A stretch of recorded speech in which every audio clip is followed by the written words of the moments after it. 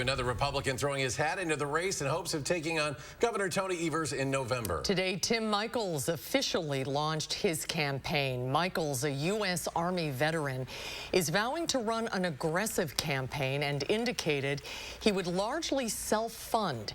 He says he won't accept donations from political action committees, lobbyists, or more than $500 from any individual. Enough of the political bickering.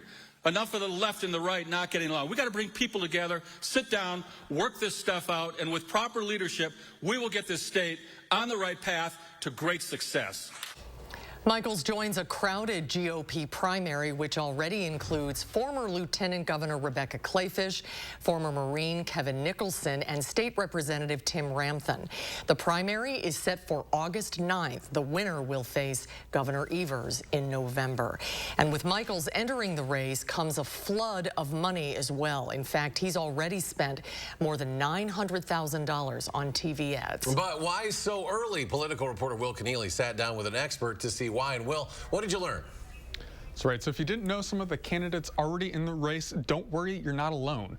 UW-Madison professor Mike Wagner says these early ads are about introducing the candidate.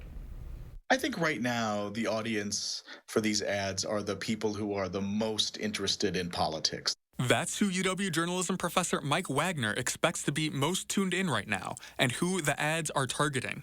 It's normal for campaigns to try to define themselves and to define their opponents early on in a campaign. This is coming early in the primary season and ahead of the conventions, a time of year still largely focused on primary voters. And on the Republican side, it's probably the case that they would like to replace Governor Evers, but with who is still an open question for them.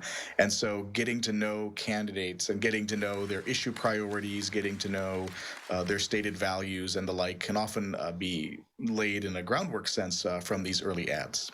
This also leaves room for Evers to define himself and distinguish himself among the GOP field.